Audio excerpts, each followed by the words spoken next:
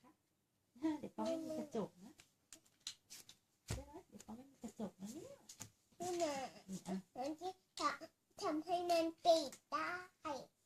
ทำให้มันปิดได้แบบไหนแล้วมาอันนี้อะไรก็ไม่รู้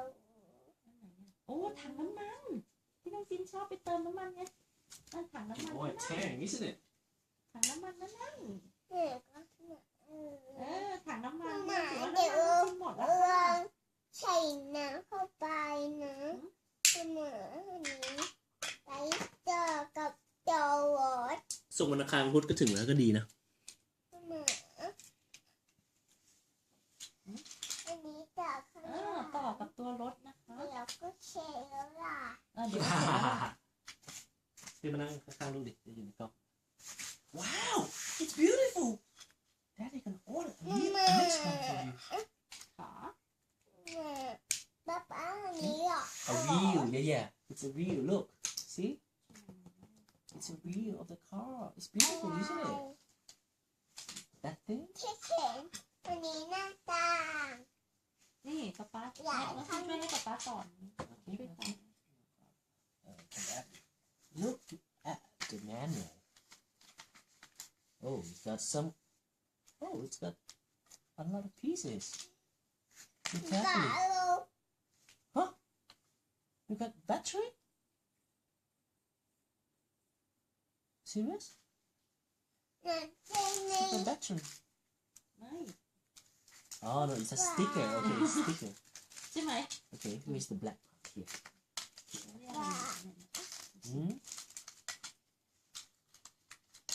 มีหน้าต่างใหญ่ข้างหน้า ใช่เก่งจังเลยติดไว้ข้างหน้าโอ้ทำไมจินเก่งจังเลยติดไว้ติดโอเคไหมเนี่ยนี่ไงแล้วจินติดข้างบนสีเหลืองนี่นี่ไงหลังคารถสีเหลืองมาติดไว้ติดได้ไหมดีเนาะมันให้ประกอบเนาะทำแบบไหนเนี่ย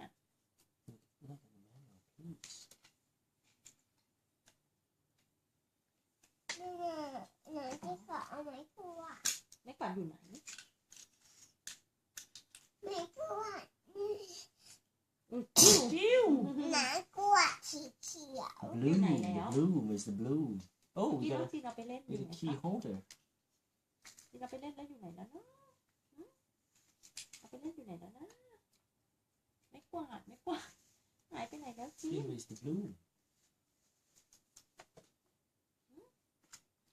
Oh we can use the real water mommy we can add in the real water in this tank here okay move you oh we got battery okay the battery is supposed to be here can you put in the battery here this is the battery of the car Daddy will let you put it in okay can you come on let Daddy adjust it จีนไม่กวาดจีนหายไปไหนแล้ว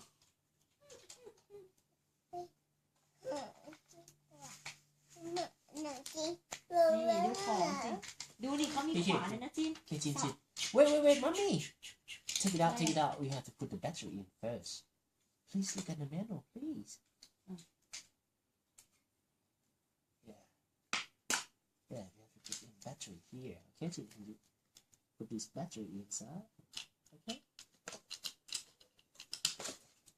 ใช่ไหมเอียงไปไหนก็ได้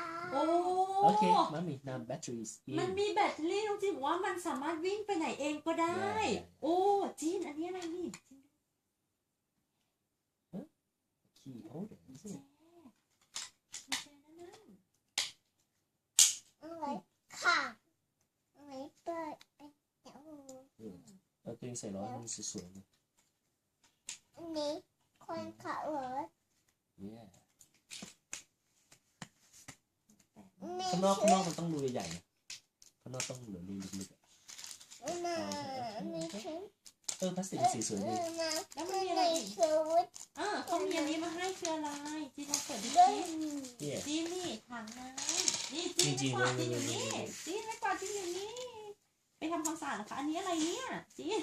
Put it in there, yeah. put it there จีนอันนี้อะไรเนี่ย Jin where's the driver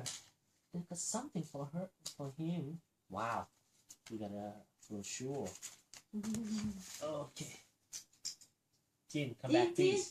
อันนี้คือรถทำความสะอาดนี่นะจีน yeah นี่ส้วมเต็มไหมคะ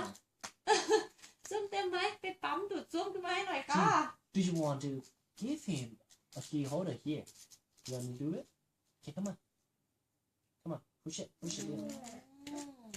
อะไรอ่ะนั่นใส่น้ำได้จริงๆ yeah หมายถึงว่าอันนั้นก๊อกเหรออะไร yes it's a water tap here just add in water oops be careful Did you put everything in the back of the car huh how about this part here ป๊าเขาขับต้องอยู่ข้างหน้า คนขับต้องอยู่ข้างหน้านะคะ ป๊าคนขับต้องอยู่ข้างหน้ามั้งใช่สิคะ okay this is the box that you keep all of his อันนี้ okay let's do it for you ป๊าดึง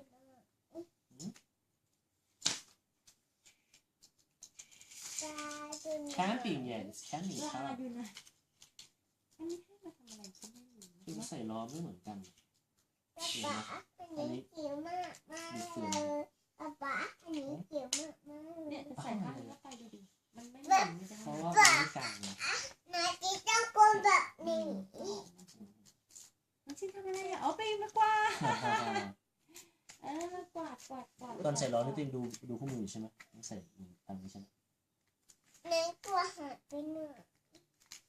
เอาเมื่อกี้น้องจินกวาดอะไรอยู่ไหนอะคะ oh that you do it here you can put something here แม่กวาดเนี่ยเขาค่อยๆไม่กวาดนะ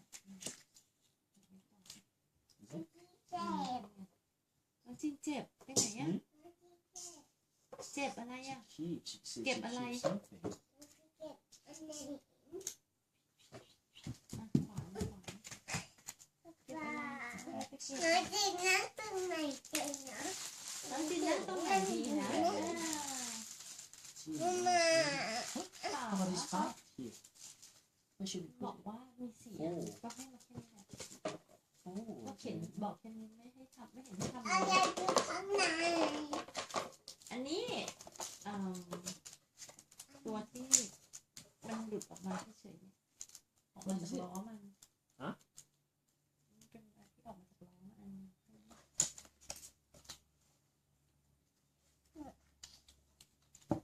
mommy where is our toolbox Jean our อ๋อ toolbox แสดงว่าน้องจีนเป็นคนเอาไปใช่ไหมจีน มันโดนป๊า ไปหยิบมาให้หน่อยได้ไหมคะ take it back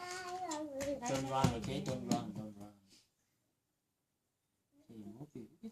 it's beautiful I like it oh yeah his hand can hold on to the things too Jean look his hand okay thank you Jean look see you can put something in his hand ป๊ามานี่ไงต่อก็ได้ yeah you have to put his ข้างหน้าซื้ออันที่มันเป็นอะไรนะจ๊ะที่เป็นแบบมีสัตว์อันนั้นหรือเปล่า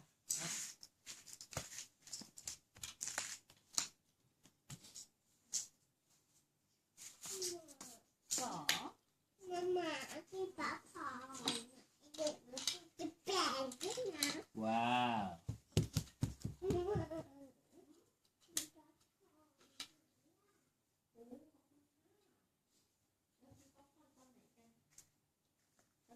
ที่ไปดูน่ะ หมาเก่งจังแล้วถามว่าเรากินป๊อปคอร์นตอนไหนกันบอกว่าตอนน้องจินไปดูหนังแจ็ค ไปทางรถสวยจัง you โอ้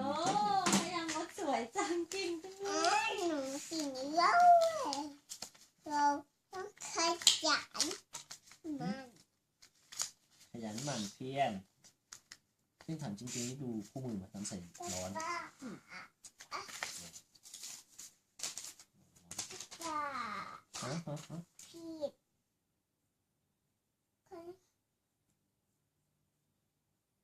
จุบป๊าป๊าพี่ พีดหรอแล้วทำไงพีด ป๊าคนเขาต้องถือทางไหน อ๋อ ไปสูบซ่วมเหรอคะไปสูบซ่วม ม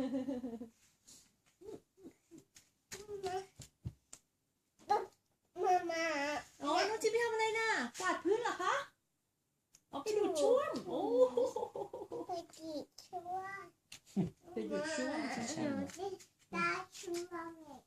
ได้ช่วมแล้วนี่ทำแบบนี้จีนนี่ชักโครกเวลามันเต็มเนี่ยแบบ เรียก นี้ อยู่ข้างนอก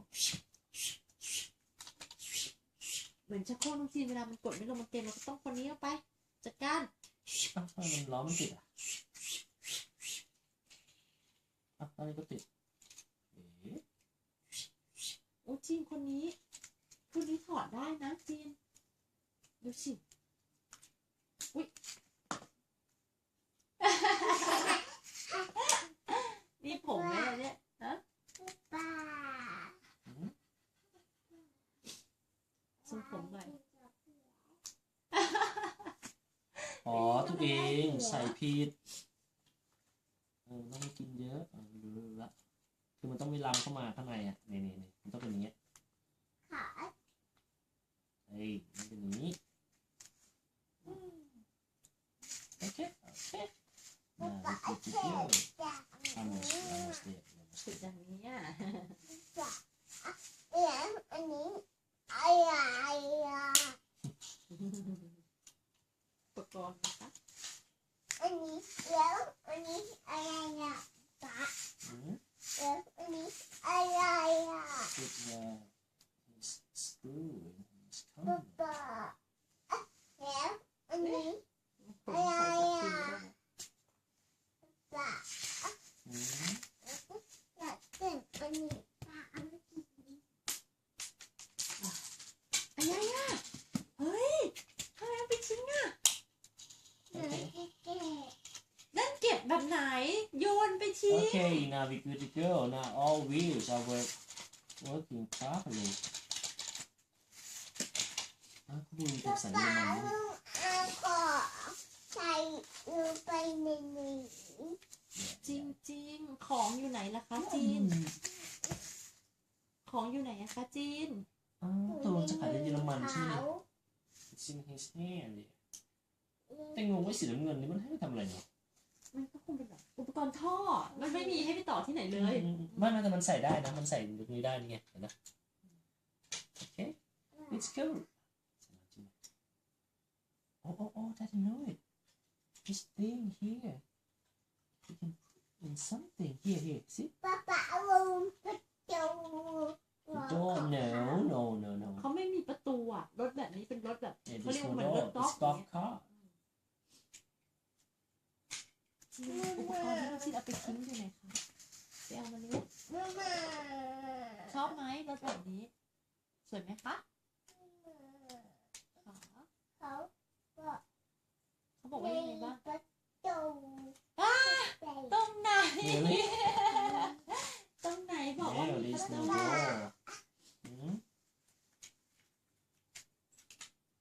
ป้าไม่มี เขาบอกไม่มีประตู now we good to go ก็เป็นการจบการรีวิวของ